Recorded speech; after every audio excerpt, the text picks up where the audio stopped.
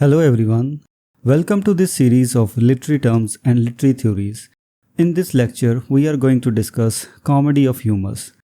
If you want to read the text of this lecture or study MCQs related to this topic, you can click the link given in the description. We are also going to start our online and offline classes for UGC NET for English literature, so stay tuned. Now let us start with the term comedy of humours. Introduction. Comedy of humours, a distinctive type of comedy developed by the renowned Elizabethan playwright Ben Jonson, was based on the ancient physiological theory of the four humours. This comedic approach gained popularity during Jonson's time and continued to influence subsequent generations of playwrights, leaving a lasting impact on English drama.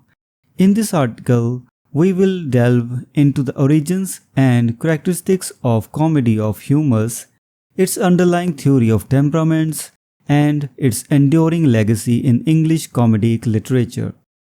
Origins of comedy of humours. Comedy of humours was a significant departure from the conventional comedic style prevalent during the Elizabethan era. Ben Jonson introduced this innovative form of comedy influenced by the ancient Greek and Roman medical theories of the four humours. According to this theory, the four primary fluids, blood, phlegm, choler, which is yellow bile, and melancholy, which is black bile, were believed to influence a person's physical and mental attributes. The balance of these humours determined an individual's temperament and character type. The theory of four humours. The four humours, sanguine, phlegmatic, choleric, and melancholic, each represented a specific temperament associated with particular bodily fluids. A preponderance of one humour was thought to produce distinct personality traits.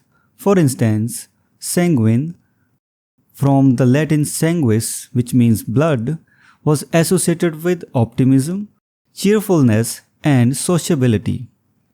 And then phlegmatic, it was characterized by calmness, introversion, and emotional stability. And choleric was linked to assertiveness, passion, and a quick temper.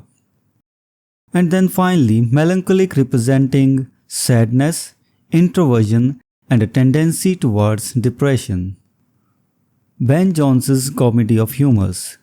In Jonson's comedies, each major character is given a dominant humour, leading to a unique and exaggerated disposition or eccentricity. The playwright elucidates his theory in the induction of his play, Every Man in His Humour, providing insights into the characters' temperaments. Moreover, Jonson cleverly assigned names that reflected the ruling disposition of his humorous characters, such as Zeal of the Land Busy, Dame Purecraft, and Well-Bred. Influence and legacy. Ben Jonson's comedy of humours set a precedent for other playwrights during the Elizabethan era, inspiring them to create similarly distinctive characters driven by their dominant humours. This comedic approach continued to hold sway in the English Restoration period between 1660 to 1700, where it found expression in the comedies of manners penned by playwrights like William Wycherley, Sir George Etheridge, and William Congreve.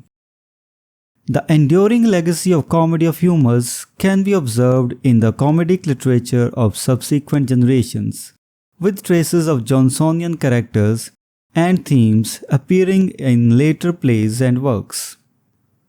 Conclusion. Ben Jonson's comedy of humours was a pioneering theatrical innovation that found its roots in ancient physiological theories.